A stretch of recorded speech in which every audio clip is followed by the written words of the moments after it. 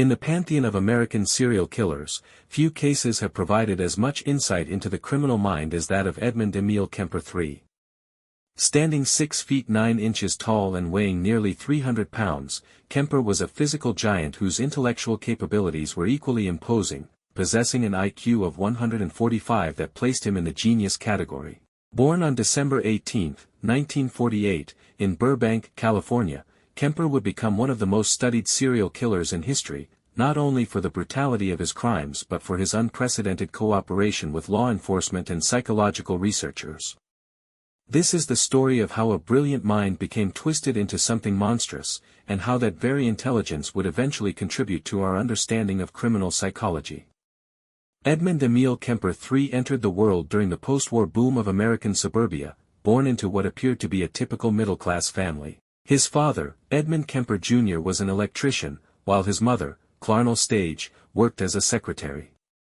However, beneath the veneer of normalcy lay a family dynamic that would prove catastrophically dysfunctional.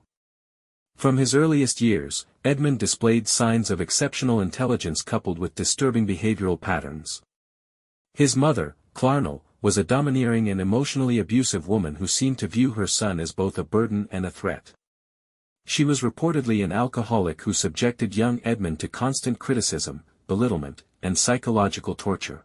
She would frequently tell him that he was worthless, that no woman would ever love him, and that he would amount to nothing. The relationship between mother and son was complicated by Edmund's rapid physical growth. By age 9, he already towered over his peers, and his mother became increasingly uncomfortable with his size and presence. She began to view him as a potential sexual threat to his younger sisters, Susan and Alan, despite his young age. This paranoid perception led to one of the most damaging aspects of Edmund's upbringing. Clarnell decided that Edmund posed a danger to his sisters and began locking him in the basement at night. The basement was dark, cramped, and filled with the sounds of the building settling and the scurrying of rodents. For a growing boy already struggling with feelings of rejection and inadequacy, these nightly imprisonments became a source of profound terror and rage. Edmund would later describe lying in the darkness, listening to his family's footsteps above, feeling utterly abandoned and developing elaborate fantasies of revenge. During the day, Edmund's behavior became increasingly concerning. He exhibited classic warning signs that modern psychologists recognize as predictors of violent behavior. He tortured and killed small animals, including the family cats, in increasingly elaborate ways. He buried one cat alive and then dug it up to decapitate it, mounting its head on a spike. When his mother got a new cat to replace the first, Edmund decapitated this one as well, keeping the head in his closet until the smell became unbearable. Edmund's violent fantasies began to extend beyond animals. He became obsessed with death and developed elaborate scenarios involving the deaths of people around him. He was particularly fascinated by execution methods and would spend hours researching different ways people had been killed throughout history. His teachers noted his exceptional intelligence but also his tendency toward morbid interests and his difficulty relating to other children. The boy's relationship with his father deteriorated as his parents' marriage crumbled. Edmund Sr. was largely absent, either physically or emotionally, leaving the boy without a positive male role model or anyone to counterbalance his mother's toxic influence. When his parents divorced in 1957, custody of Edmund and his sisters was awarded to Clarnell, ensuring that the destructive dynamic would continue. By his early teens, Edmund had developed a sophisticated understanding of human psychology, which he began to use to manipulate others. He learned to present a facade of normalcy while harboring increasingly violent fantasies. His intelligence allowed him to understand that his thoughts and urges were abnormal, but rather than seeking help, he became skilled at hiding his true nature from adults and authority figures.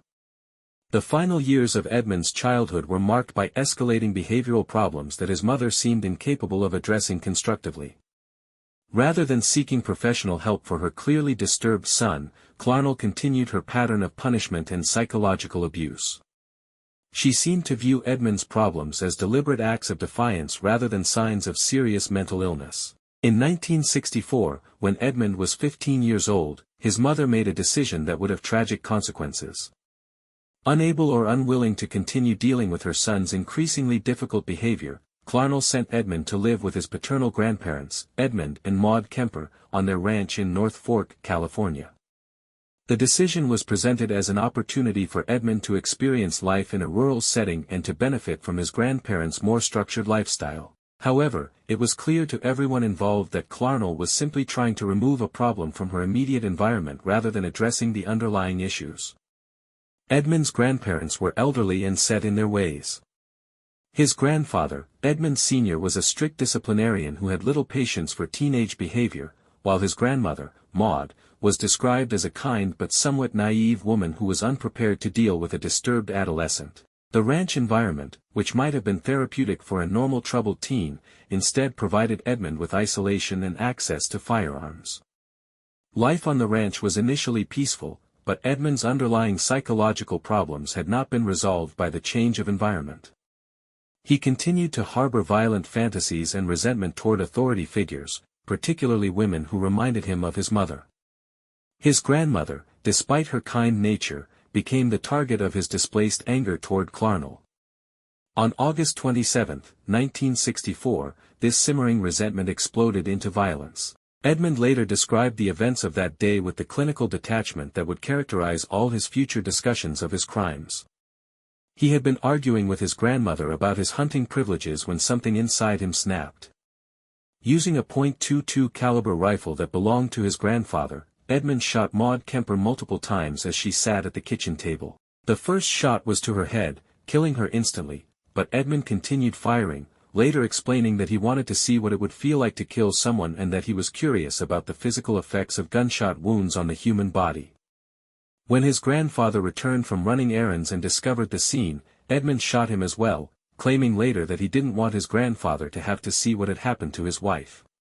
This explanation revealed the complex and contradictory nature of Edmund's psychology, capable of both ruthless murder and what he perceived as mercy. After killing both grandparents, Edmund called his mother to inform her of what he had done. Clarnell, perhaps recognizing the severity of the situation for the first time, instructed him to call the police and surrender. Edmund complied, calling the local sheriff's department and calmly reporting that he had killed his grandparents. When police arrived at the ranch, they found Edmund waiting for them, showing no signs of distress or remorse. His calm demeanor and articulate explanation of events shocked the responding officers, who had expected to find either a panicked teenager or someone clearly suffering from a psychotic break. Instead, they encountered a young man who seemed to view the double murder as an interesting experiment rather than a tragic crime. Edmund's arrest for the murder of his grandparents marked the beginning of his first extended contact with the criminal justice and mental health systems. At 15, he was considered a juvenile offender, which meant that his case would be handled differently than if he had been an adult. This distinction would prove crucial in shaping the next phase of his life.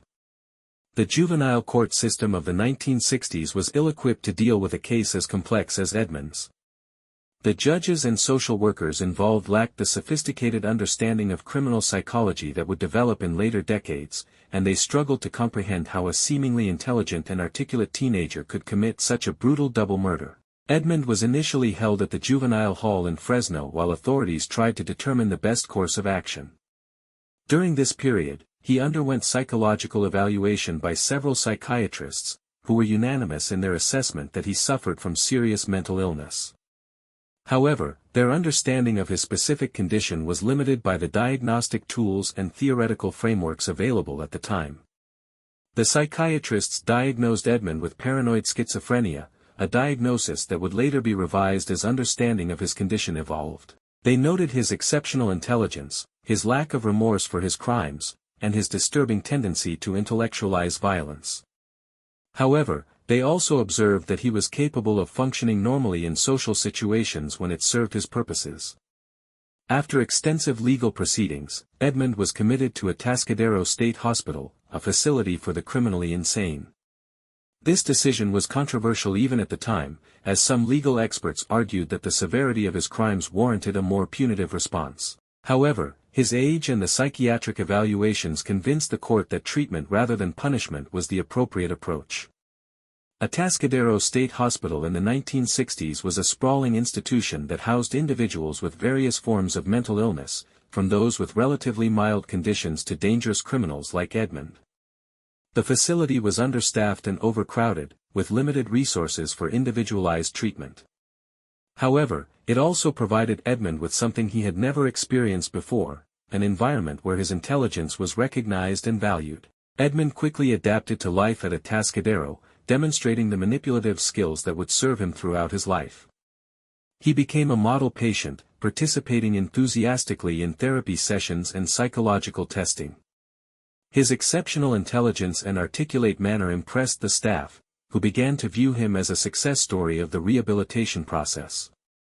During his time at Atascadero, Edmund underwent extensive psychological testing and evaluation. His IQ was measured at 145, placing him in the genius category and making him one of the most intelligent patients the facility had ever housed. He excelled at psychological tests and seemed to have gained genuine insight into his condition and the factors that had led to his crimes. Edmund's behavior at Atascadero was exemplary. He worked in the hospital's psychology lab, administering tests to other patients and assisting with research projects.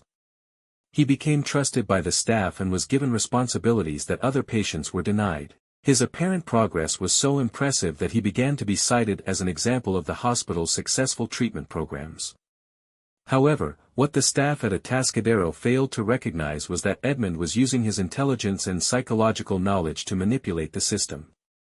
He had learned to say exactly what his therapists wanted to hear and to present the appearance of rehabilitation while continuing to harbor violent fantasies and resentment.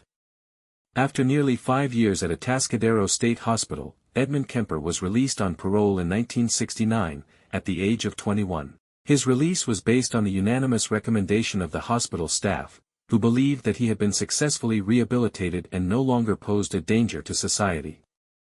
This decision would prove to be one of the most catastrophic failures of the mental health system in California history. The conditions of Edmund's parole required him to live with his mother, Clarnell, who had remarried and was now living in Santa Cruz, California. This requirement was particularly ironic, given that Edmund's relationship with his mother had been identified as a primary factor in his original psychological breakdown. The parole board apparently believed that the family dynamic had somehow improved during Edmund's institutionalization, or that Edmund's treatment had made him capable of handling the relationship differently. Edmund's return to living with his mother immediately re-established the toxic dynamic that had characterized his childhood. Clarnell had not changed during his absence. She remained domineering, critical, and emotionally abusive. She seemed to view Edmund's return as both a burden and an opportunity to resume her pattern of psychological manipulation and control. However, Edmund had changed significantly during his time at Atascadero, though not in the ways that his therapists had intended.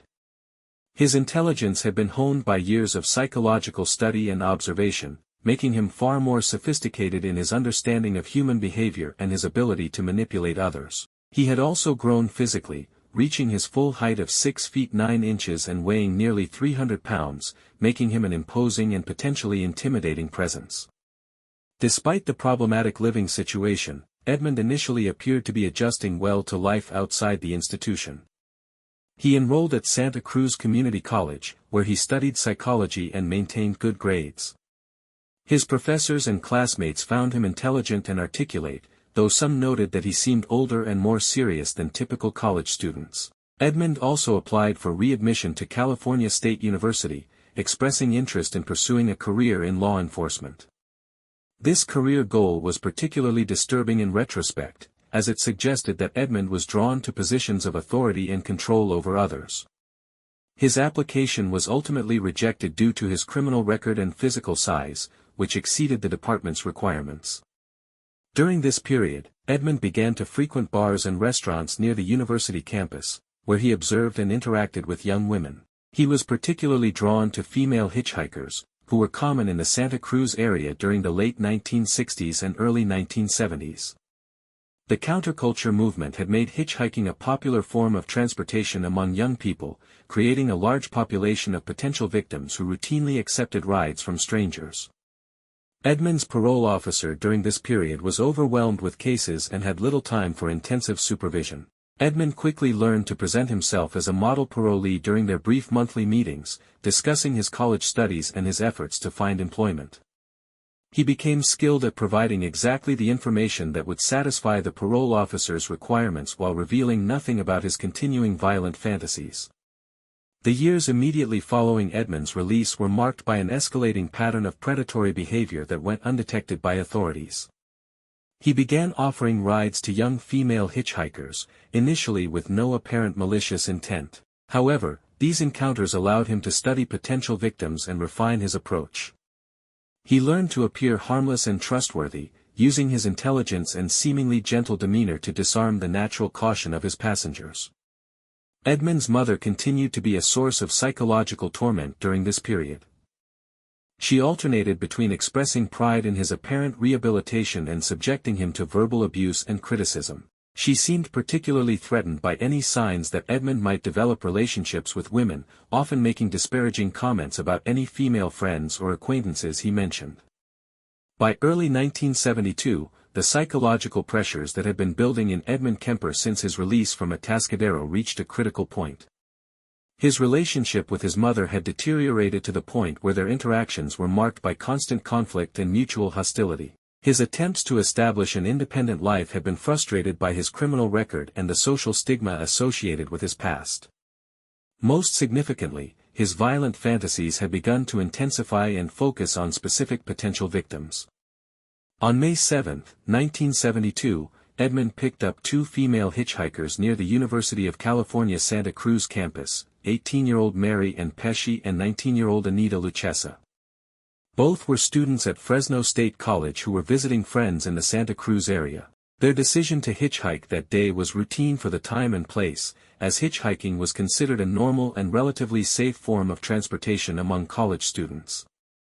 Edmund had been driving around the campus area for several hours, looking for potential victims and working up the courage to act on his violent fantasies.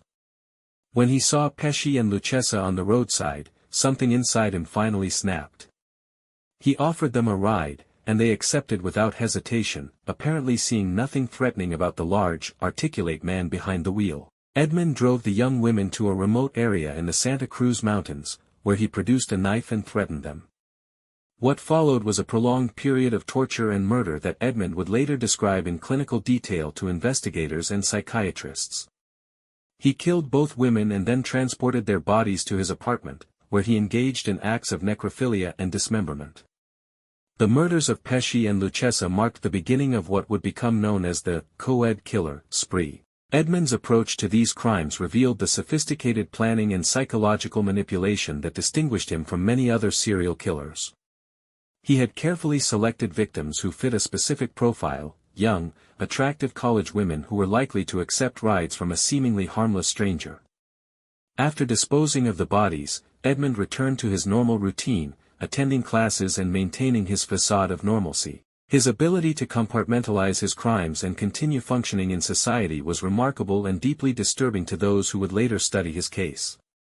He showed no signs of the psychological distress that might be expected following such violent acts. 4 months later, on September 14, 1972, Edmund struck again.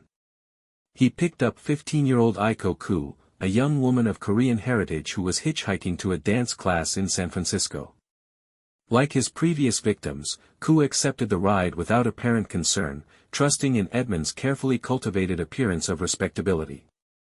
Edmund's murder of Aiko Koo followed a similar pattern to his previous crimes, but with some variations that suggested his methods were evolving. He drove her to a remote location, killed her, and then took her body to his apartment for further violation. However, his treatment of Koo's remains was even more elaborate and disturbing than his previous crimes, suggesting that his psychological deterioration was accelerating. The disappearances of these young women caused concern in the Santa Cruz community, but they had not yet been connected as the work of a single killer. Missing persons reports were filed, and local law enforcement conducted investigations, but the cases remained unsolved. Edmund's ability to select victims who were away from their normal environment and whose disappearances might be attributed to voluntary departure made detection extremely difficult. The year 1973 marked a significant escalation in Edmund Kemper's criminal activity and several close calls that nearly led to his capture. His confidence had grown with each successful murder, and he became increasingly bold in his selection of victims and his methods of disposing of evidence. On January 8, 1973, Edmund picked up Cindy Shaw, an 18-year-old student at Cabrillo College who was hitchhiking near the campus. Shaw's murder followed the now-established pattern, but Edmund's disposal of her remains revealed an evolution in his methods that demonstrated both his growing boldness and his deteriorating mental state. After killing Shaw at his apartment, Edmund dismembered her body and disposed of different parts in various locations around Santa Cruz County. However, he kept her head, which he buried in his mother's garden as what he later described as a private joke. This act revealed the complex psychological relationship between Edmund's crimes and his feelings toward his mother, suggesting that his victims served as surrogates for his primary target. The disposal of Shaw's remains nearly led to Edmund's capture when some of her body parts were discovered by hikers. The discovery prompted a major investigation by local law enforcement, and for the first time, authorities began to suspect that the disappearances of young women in the area might be connected. However, the investigation failed to identify Edmund as a suspect, largely because his status as a parolee had not been properly communicated between different law enforcement agencies. On February 5, 1973, Edmund committed what would be his final murders of random victims when he picked up Rosalind Thorpe and Alice Liu, both students at UC Santa Cruz. The women were hitchhiking together, which presented Edmund with the challenge of controlling two victims simultaneously. His successful management of this situation demonstrated the evolution of his criminal skills and his growing confidence in his ability to kill without detection. The murders of Thorpe and Liu were particularly brutal, even by Edmund's standards. He shot both women and then took their bodies to his apartment, where he engaged in extensive post-mortem activities. His treatment of their remains showed signs of increasing psychological deterioration and suggested that his crimes were providing diminishing psychological satisfaction. Following these murders, Edmund's behavior became increasingly erratic and risky. He began to frequent police bars and establishments where law enforcement officers gathered, inserting himself into conversations about the ongoing investigations into the missing women. This behavior revealed both his arrogance and his psychological need for recognition and acknowledgement of his crimes. Edmund's interactions with law enforcement during this period were remarkable for their brazenness. He would listen to officers discussing the cases and would sometimes offer suggestions or insights based on his intimate knowledge of the crimes. His ability to maintain his facade while essentially taunting the investigators demonstrated the sophisticated nature of his personality disorder. The close calls of this period also included several instances where Edmund was questioned by police or came under scrutiny for various reasons. However, his intelligence and manipulative abilities allowed him to deflect suspicion and maintain his cover.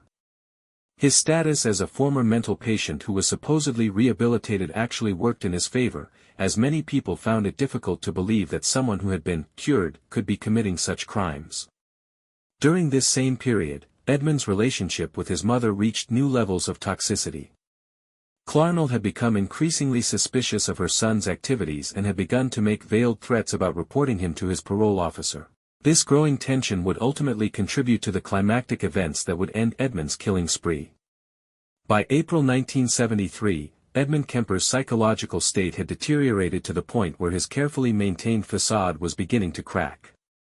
The cumulative stress of committing multiple murders while maintaining the appearance of normalcy, combined with the escalating conflict with his mother, had pushed him toward a final, catastrophic breakdown. Edmund's relationship with Clarnell had always been the central toxic element in his psychology, and as his killing spree progressed, it became clear that she remained his primary target. All of his other victims had been surrogates, practiced for the ultimate act of violence that he had been contemplating since childhood. His mother's increasing suspicions about his activities and her threats to expose him created a sense of urgency that finally drove him to action. On the evening of April 20, 1973, Good Friday, Edmund entered his mother's bedroom while she was sleeping and attacked her with a claw hammer. He struck her repeatedly in the head, killing her in her bed. However, the murder of his mother did not provide the psychological relief he had anticipated. Instead, it seemed to trigger an even deeper psychological collapse. After killing Clarnell, Edmund engaged in post-mortem mutilation of her body, including decapitation. He later told investigators that he had used her severed head as a dartboard and had attempted to dispose of it in the garbage disposal, though the machine had jammed. These details, which Edmund recounted with his characteristic clinical detachment, revealed the extent of his rage toward his mother and the complete breakdown of any remaining psychological barriers. Recognizing that he needed an alibi and someone to discover his mother's body, Edmund called Sally Hallett, a friend of his mother's, and invited her to the house for dinner. When Hallett arrived, Edmund strangled her and then spent the night in the house with both bodies, apparently trying to decide on his next course of action. The murders of his mother and her friend represented a fundamental change in Edmund's psychological state. Unlike his previous crimes, which he had committed with careful planning and consideration of how to avoid detection, these murders were impulsive and left him with no clear escape plan.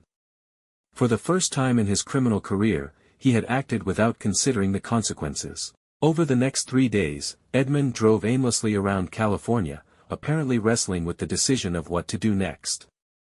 He later told investigators that he considered committing suicide but couldn't bring himself to do it. He also contemplated fleeing to Mexico or attempting to disappear entirely, but he recognized that his distinctive appearance made him easily identifiable. Finally, on April 23, 1973, Edmund made a decision that surprised everyone who had studied his case. He stopped at a pay phone in Pueblo, Colorado, and called the Santa Cruz Police Department to confess to his crimes. The desk sergeant who took the call initially didn't believe him, thinking it was a prank call. However, Edmund's detailed knowledge of the crimes and his persistent attempts to surrender eventually convinced authorities to take him seriously. Edmund's decision to surrender rather than continue running or commit suicide revealed another facet of his complex psychology. His surrender appeared to be motivated by a combination of factors: exhaustion from maintaining his facade, a desire for recognition and acknowledgement of his crimes, and perhaps a genuine recognition that he needed to be stopped before he killed again. Edmund Kemper's surrender to authorities marked the beginning of one of the most extensive and detailed confessions in the history of American criminal justice. Unlike many serial killers who maintain their innocence or provide limited information about their crimes, Edmund was remarkably forthcoming about every aspect of his criminal activity. Upon his return to California, Edmund was interrogated by a team of detectives led by Detective Sergeant John Lindley of the Santa Cruz County Sheriff's Department. What they encountered was unlike any suspect they had previously questioned. Edmund was calm, articulate, and apparently eager to discuss his crimes in detail. He showed no signs of remorse but demonstrated a clinical fascination with his own psychological processes and criminal methodology. Edmund's confessions were notable for their precision and completeness. He provided investigators with detailed timelines of his crimes, exact locations where bodies and evidence could be found, and step-by-step descriptions of his methods. His exceptional memory allowed him to recall specific details from months earlier, and his psychological insights helped investigators understand aspects of the crimes that might otherwise have remained mysterious. The level of cooperation Edmund provided was unprecedented in law enforcement experience. He drew maps showing where he had disposed of evidence, provided descriptions of items that could be used to corroborate his confessions, and offered insights into his victim selection process that helped investigators understand how he had operated for so long without detection. Edmund's motivations for this extensive cooperation appeared to be complex. He seemed to genuinely want recognition for his crimes and appeared to take pride in his ability to elude detection for such an extended period. He also demonstrated a scholarly interest in his own case, discussing his psychological development and criminal methods as if he were analyzing someone else's behavior. The confessions also revealed the extent to which Edmund had been studying his own psychology and that of his victims. He had developed sophisticated theories about his motivations and methods, and he was able to articulate these with a clarity that impressed both investigators and mental health professionals. His insights would later prove invaluable to the development of criminal profiling techniques. During the interrogation process, Edmund provided information that helped solve several missing persons cases that had not previously been connected to his activities. His detailed knowledge of law enforcement procedures, gained through his extensive study of police work and his interactions with officers during his killing spree, made him an unusually informed and helpful witness to his own crimes. Edmund's cooperation extended beyond simply confessing to his known crimes. He offered to assist in developing better methods for detecting and apprehending serial killers, and he expressed willingness to participate in psychological studies that might help prevent similar crimes in the future. This offer would later lead to his extensive involvement with FBI behavioral analysts and criminal profilers. Edmund Kemper's trial began in October 1973, but it was largely a formality given his detailed confessions and his decision to plead guilty to multiple counts of murder. However, the legal proceedings provided an opportunity for extensive psychological evaluation that would contribute significantly to the understanding of serial killer psychology. The court ordered comprehensive psychiatric evaluation to determine Edmund's mental state and to inform sentencing decisions. A team of psychiatrists and psychologists conducted extensive interviews and testing, producing one of the most detailed psychological profiles of a serial killer that had been completed up to that time. The psychiatric evaluation revealed a complex picture of Edmund's mental state. The earlier diagnosis of paranoid schizophrenia was revised, with experts concluding that he suffered from antisocial personality disorder and various paraphilias. However, they also noted that his exceptional intelligence and lack of obvious psychotic symptoms complicated traditional diagnostic categories. Dr. Joel Fort, a prominent psychiatrist who examined Edmund, concluded that while he was clearly mentally ill, he was also legally sane and fully aware of the nature and consequences of his actions. This assessment was supported by Edmund's own detailed descriptions of his planning processes and his efforts to avoid detection, which demonstrated clear understanding of right and wrong. The psychological testing revealed several fascinating aspects of Edmund's personality and intellectual functioning. His IQ was confirmed to be in the genius range, and he demonstrated exceptional verbal abilities and analytical thinking. However, the testing also revealed profound deficits in emotional processing and empathy that were consistent with severe personality disorders. Edmund's performance on psychological tests was notable for his apparent ability to understand and manipulate the testing process itself. He demonstrated awareness of what the tests were designed to measure and seemed capable of providing responses that would create specific impressions. This manipulation suggested that his earlier apparent rehabilitation at Atascadero had been largely fraudulent. The trial also featured testimony from law enforcement officers who had investigated Edmund's crimes and from mental health professionals who had treated him during his earlier institutionalization. This testimony revealed significant failures in the mental health and criminal justice systems that had allowed Edmund to be released despite continuing to pose a serious danger to society. Edmund himself testified extensively during the penalty phase of his trial, providing additional insights into his psychology and his crimes. His testimony was remarkable for its clinical detachment and his apparent lack of genuine remorse. He discussed his victims as if they were objects rather than human beings, and he showed more emotion when discussing his treatment by his mother than when describing his murders. The defense argued for a sentence of life imprisonment rather than death, based on Edmund's mental illness and his cooperation with authorities. However, the prosecution successfully argued that the brutality of his crimes and the danger he posed to society warranted the ultimate penalty. On November 8, 1973, Edmund Kemper was sentenced to life imprisonment for his crimes. California had suspended the death penalty during the period when Edmund was tried, so life imprisonment was the most severe sentence available. The judge recommended that Edmund never be released from prison, citing the extreme nature of his crimes and the continuing danger he posed to society. Edmund's reaction to his sentencing was characteristically unemotional. He had expected the outcome and had even stated his preference for the death penalty, claiming that he deserved to die for his crimes. His apparent acceptance of his fate was consistent with his pattern of psychological detachment from emotional consequences. Following his sentencing, Edmund was transferred to the California Medical Facility at Vacaville, a prison that specialized in housing inmates with mental health issues. This facility would become his permanent home, and he would spend the remainder of his life in the prison system. Edmund's behavior in prison was initially problematic, as he struggled to adapt to the structured environment and the loss of freedom. However, he eventually settled into a routine and became known as a model prisoner who caused few disciplinary problems. His intelligence and articulate manner made him popular with both staff and fellow inmates. During his early years in prison, Edmund continued to participate in psychological studies and interviews. Researchers were fascinated by his case and his willingness to discuss his crimes and psychology in detail. His insights contributed to several important studies of serial killer behavior and helped inform the development of criminal profiling techniques. Edmund also became involved in various prison programs and activities. He worked in the prison library, participated in educational programs, and eventually became involved in recording audiobooks for the blind. This latter activity was particularly ironic, given that he was using his voice to provide a service to vulnerable members of society.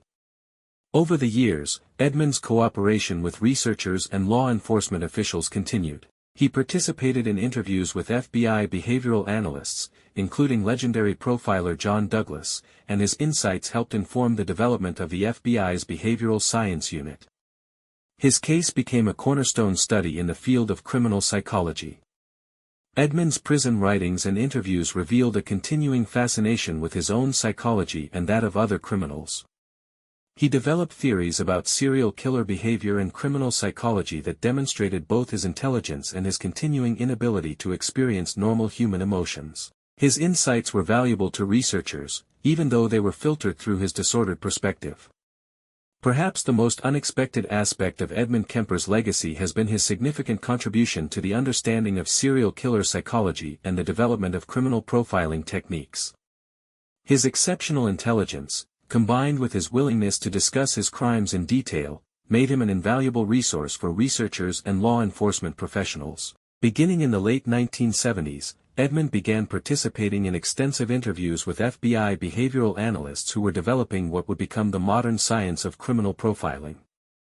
Agents like John Douglas, Robert Ressler, and Roy Hazelwood conducted lengthy sessions with Edmund, learning about his victim selection process, his methods of avoiding detection, and his psychological motivations.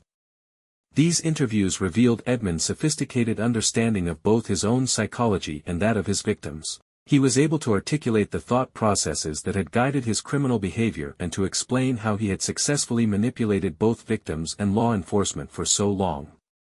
His insights helped researchers understand how intelligent serial killers operate and how they can be detected more effectively. Edmund's descriptions of his victim selection process were particularly valuable to profilers. He explained how he had identified vulnerable targets, how he had approached them without arousing suspicion, and how he had isolated them from potential help. This information helped law enforcement develop better strategies for protecting potential victims and for identifying serial killers who were actively hunting. The interviews also revealed the extent to which Edmund had studied and manipulated the mental health system. His detailed explanations of how he had fooled therapists and parole officers at Atascadero provided valuable lessons about the limitations of psychological evaluation and the dangers of releasing individuals with certain types of personality disorders. Edmund's contributions to the understanding of criminal psychology extended beyond his interviews with law enforcement. He participated in academic studies, corresponded with researchers, and provided insights that were incorporated into numerous books and articles about serial killer behavior. His case became a standard reference point in criminology and psychology courses.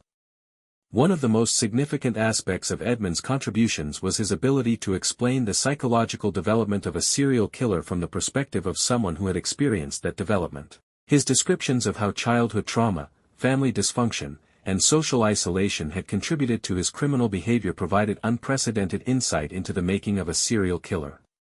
Edmund also helped researchers understand the relationship between intelligence and criminal behavior. His case demonstrated that high intelligence could make a serial killer more dangerous by enabling better planning, victim selection, and evasion of law enforcement.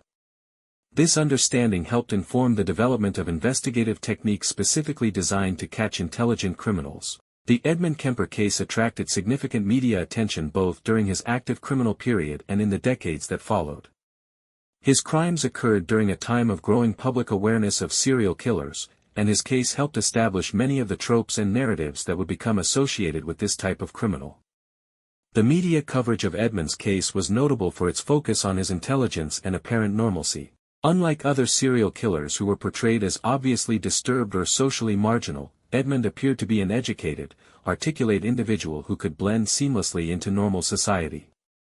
This aspect of his case was particularly disturbing to the public and contributed to growing awareness of the hidden nature of serial killer behavior.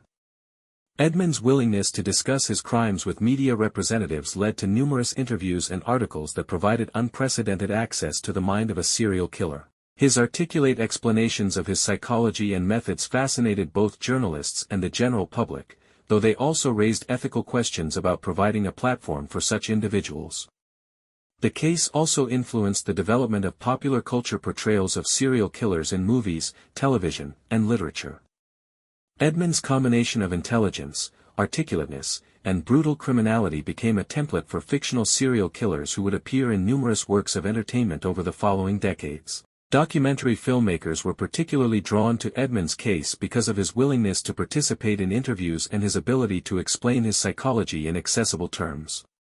Several major documentaries featured extensive interviews with Edmund, providing viewers with direct access to his thoughts and perspectives on his crimes. The cultural impact of Edmund's case extended beyond entertainment into academic and professional circles. His case became a standard study in criminology, psychology, and law enforcement training programs. Students and professionals studying criminal behavior were routinely exposed to his case as an example of how serial killers develop and operate. Edmund's case also contributed to public discourse about mental health, criminal justice, and public safety. His early release from Atascadero State Hospital became a cautionary tale about the limitations of psychiatric treatment and the dangers of releasing individuals with certain types of personality disorders. This aspect of his case influenced policy discussions about civil commitment and parole decisions. Despite receiving a life sentence, Edmund Kemper became eligible for parole hearings after serving a minimum number of years in prison. These hearings, which began in the 1980s, provided periodic opportunities to assess his continued dangerousness and the possibility of release. However, they also became forums for demonstrating why he should never be freed. Edmund's first parole hearing revealed his continued lack of genuine remorse and his ongoing danger to society. While he could intellectually acknowledge that his crimes were wrong, he showed no emotional connection to the suffering he had caused. His clinical descriptions of his victims and his apparent pride in his criminal sophistication convinced the parole board that he remained a significant threat. During subsequent parole hearings, Edmund actually began to argue against his own release. He stated that he believed he would kill again if freed and that society would be safer with him remaining in prison. This unusual position was consistent with his pattern of intellectual honesty about his own psychology, even when it worked against his interests. Edmund's statements during parole hearings provided additional insights into his psychology and his understanding of his own dangerousness. He explained that his violent fantasies had not diminished during his incarceration and that he continued to experience the same psychological drives that had motivated his original crimes. This candor was remarkable and helped cement the parole board's decision to keep him incarcerated. The parole hearings also revealed Edmund's continued cooperation with researchers and law enforcement. He regularly participated in studies and interviews, contributing to ongoing research into serial killer behavior. His willingness to assist in these efforts was viewed positively by some observers, though it did not outweigh the continued danger he posed. Over the years, Edmund's parole hearings became increasingly perfunctory, as it became clear that he would never be released. The parole board's decisions were unanimous and decisive, reflecting both the severity of his crimes and his continued psychological instability. Edmund himself seemed to accept this reality and eventually stopped actively participating in the parole process. The Edmund Kemper case has left a lasting legacy in multiple fields, from criminal justice and psychology to popular culture and public policy. His crimes and their aftermath have provided valuable lessons about the nature of serial killing, the limitations of mental health treatment, and the challenges of protecting society from dangerous individuals. One of the most important lessons from Edmund's case concerns the relationship between intelligence and criminal behavior. His exceptional intellectual abilities made him a more effective killer and a more dangerous individual overall. This understanding has influenced how law enforcement approaches cases involving highly intelligent suspects and has informed the development of investigative techniques designed to catch sophisticated criminals.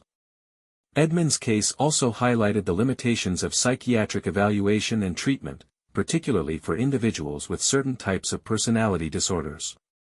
His ability to manipulate mental health professionals and present the appearance of rehabilitation while maintaining his dangerous impulses demonstrated the challenges inherent in assessing and treating such individuals. The case contributed to changes in how the mental health and criminal justice systems approach the release of individuals who have committed violent crimes. Edmund's early release from Atascadero became a cautionary tale that influenced policy discussions about civil commitment, parole decisions, and the balance between treatment and public safety. From a law enforcement perspective, Edmund's case provided valuable insights into how serial killers operate and how they can be detected more effectively. His detailed explanations of his methods and psychology helped inform the development of criminal profiling techniques and investigative strategies that are still used today. The case also raised important questions about the role of family dysfunction and childhood trauma in the development of criminal behavior. Edmund's relationship with his mother and his early experiences of abuse and neglect provided a clear example of how environmental factors can contribute to the creation of a serial killer. Edmund's extensive cooperation with researchers has made his case one of the most thoroughly documented and studied in the history of criminal psychology. The insights gained from his case have contributed to our understanding of serial killer behavior and have helped inform efforts to prevent similar crimes. The extensive psychological study of Edmund Kemper has produced a wealth of expert analysis and professional opinion about his case. Mental health professionals, criminologists, and law enforcement experts have examined his case from multiple perspectives, contributing to a comprehensive understanding of his psychology and criminal behavior.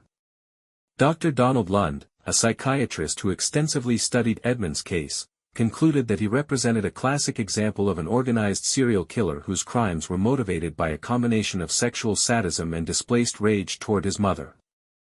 Lund's analysis emphasized the role of Edmund's childhood trauma and family dysfunction in shaping his psychological development. FBI behavioral analysts who interviewed Edmund extensively concluded that he represented a particularly dangerous type of serial killer because of his intelligence and his ability to appear normal in social situations. They noted that his case demonstrated the importance of looking beyond surface appearances when investigating serial crimes. Criminal psychologists have used Edmund's case to illustrate various theories about the development of antisocial personality disorder and psychopathy. His exceptional intelligence and his ability to understand and articulate his own psychology make him a valuable case study for understanding how these conditions manifest in highly intelligent individuals. Experts in criminal profiling have noted that Edmund's case helped establish many of the principles and techniques that are now standard in the field. His detailed explanations of his victim selection process, his methods of avoiding detection, and his psychological motivations provided a template for understanding how organized serial killers operate. Forensic psychiatrists have examined Edmund's case as an example of the challenges involved in assessing dangerousness and predicting future violent behavior. His ability to fool mental health professionals during his time at Atascadero highlighted the limitations of psychiatric evaluation and the difficulties involved in treating individuals with certain types of personality disorders. The consensus among experts who have studied Edmund's case is that he represents a particularly dangerous and sophisticated type of criminal whose combination of intelligence, psychological disorder, and violent impulses makes him essentially untreatable and permanently dangerous to society. More than 50 years after Edmund Kemper's crimes, his case continues to be relevant to modern criminal justice and mental health practice. Advances in psychological understanding and forensic science have provided new perspectives on his case while confirming many of the original assessments of his dangerousness and psychology. Modern diagnostic criteria and psychological assessment tools have refined the understanding of Edmund's mental health conditions.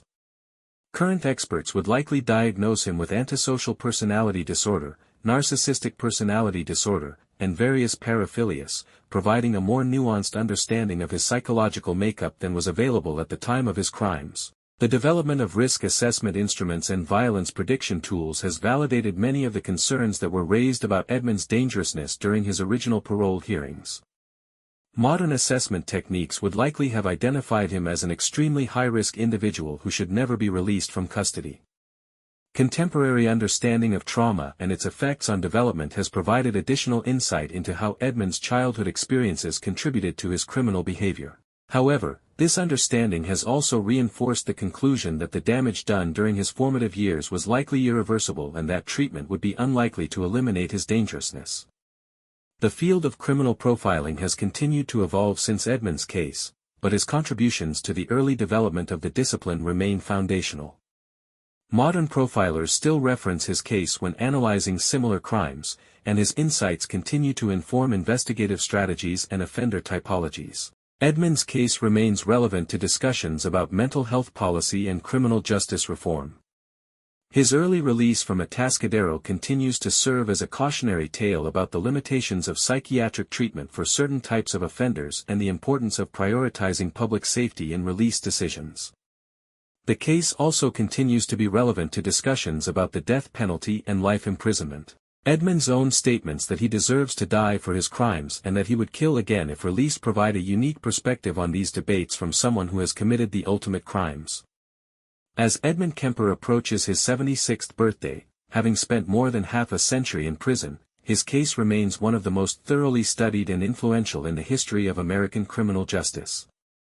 His combination of exceptional intelligence, brutal criminality, and unprecedented cooperation with researchers has made him a unique figure in the annals of serial killer history. The lessons learned from Edmund's case have had far-reaching implications for how society deals with dangerous individuals, how mental health professionals assess and treat personality disorders, and how law enforcement investigates serial crimes. His case has contributed to saving lives by improving our understanding of how serial killers operate and how they can be detected and apprehended more effectively. Perhaps most importantly, Edmund's case serves as a stark reminder of the importance of protecting society's most vulnerable members from predators who hide behind facades of normalcy and respectability. His ability to appear harmless while harboring murderous intentions demonstrates the ongoing need for vigilance and the limitations of our ability to predict and prevent such crimes entirely. The story of Edmund Kemper is ultimately a tragedy on multiple levels, for his victims and their families, who suffered unimaginable loss, for society, which failed to protect vulnerable individuals from a known dangerous person, and in some sense for Edmund himself, whose exceptional intellectual gifts were twisted into instruments of destruction rather than creation. His case stands as a testament to both the darkest capabilities of human nature and the dedication of those who work to understand and prevent such crimes. While we may never fully comprehend what creates a mind capable of such brutality, Edmund Kemper's case has brought us closer to that understanding and has helped make society safer for future generations. In the end, Edmund Kemper remains what he has always been, a cautionary tale about the intersection of mental illness, criminal behavior, and the failures of social institutions. His story serves as a permanent reminder of the work that remains to be done in protecting society from those who would do harm to the innocent, and of the ongoing need for vigilance in identifying and managing dangerous individuals before they can act on their violent impulses. The legacy of Edmund Kemper is complex and multifaceted, encompassing both the horror of his crimes and the valuable insights that have emerged from studying his case. As long as society continues to grapple with questions of criminal behavior, mental illness, and public safety, his case will remain relevant and his story will continue to provide important lessons for those who seek to understand and prevent such tragedies.